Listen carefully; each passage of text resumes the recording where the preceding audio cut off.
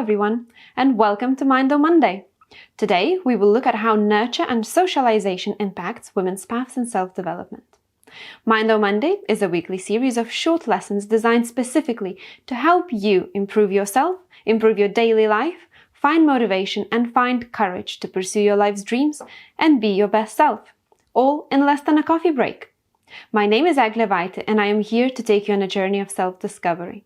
I'm just like you, so if I did it, you can do it too.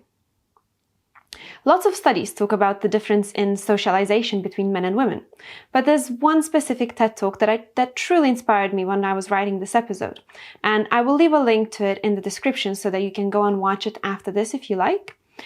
It talked about how boys from a young age are socialized to be brave, while girls are socialized to be perfect. This resonates deeply with me as I can see it reflect in my own life. When I was in school, I feared that if I don't get perfect grades, my parents won't love me. I remember to this day how my father used to tell me I would never amount to anything, that I should keep my head down and stop thinking I'm better than everybody else. Truth is, I never thought I was better than anyone, but that made me believe I was never good as anyone. And that's just some immediate family childhood issues. There's a lot deeper, bigger networks of this socialization. And even though we advanced quite far from the outdated views that a woman's place is in the kitchen, the philosophy that women can only find happiness in a family is still deeply rooted, as if having kids defines our very existence as females. Now, don't get me wrong, I have nothing against kids or people that choose to have them. But it's not something I chose, and it's not something I wish to do. But these definitions of societal roles are so strong that women, and myself as well, are deemed selfish and irresponsible if they don't choose to follow them. It's even been implied to me that I'm not a true woman if I decide to not have children. So for all those girls and women that are watching or listening to this, if you're like me, please know that it is okay to choose what life you want to lead for yourself. And that being a mother is not a definition of a woman. It's a choice, not a necessity. I could go on this rant forever, but this is just a few things that highly impact how we see ourselves and how we as women pursue our self-development. So far, I mentioned socializing women as perfect and social roles that are socialized to be part of our identity. Let's address both of these separately and see how it impacts our journeys in self-development. Firstly, let's see how socializing women to be perfect reflects in our self-development journeys. There's a report that found that men will apply for a job if they meet at least 60% of the criteria. Women, however, will only apply for a job if they meet 100% of the criteria. We are taught to smile, to look pretty, and to always achieve perfection, be it perfect skin, perfect scores, or perfect personalities. We take the socialization and make it part of our identity, and it reflects in our self-development too. But truth is, journeys in self-development are never perfect. In fact, they cannot be perfect. That's the whole point. A lot of times we will need to fail and keep going. We will need to stop and start over. We will need to look deep inside our souls and dig out all those imperfections, bring them up to the surface, look them in the eye, and love them nonetheless. And love ourselves not despite of it, but because of it.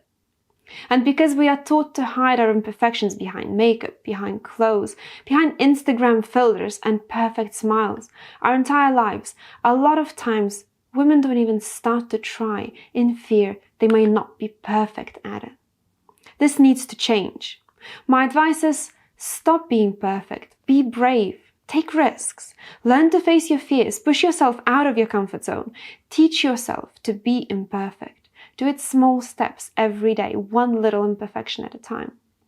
Don't be perfect. Be better than that. Be real. Lastly, let's look at how social roles and how they impact our self-development. In the interest of time, I will look at one of the most prominent roles that I personally struggled with as well, which is motherhood. Motherhood is so often equated to femininity to the point where it becomes synonymous with being a woman. And while motherhood is a beautiful thing, and I applaud those who choose that path, it is also not the only path. And whether you do or you don't have children, both decisions are valid, and both decisions can impact our self-development. Mothers are often deemed selfish if they choose to invest in themselves, either time or money or both. They can be deemed selfish if they attend to their own needs and pursue personal growth. Women who decide not to have children are deemed selfish as well, for the most ridiculous reasons.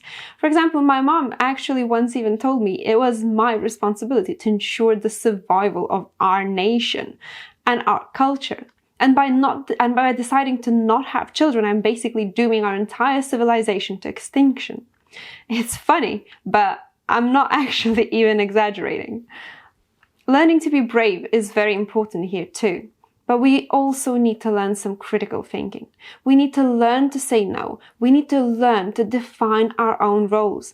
And those roles can be whatever you want them to be, not what your parents, your boyfriends, your girlfriends, or society wants them to be.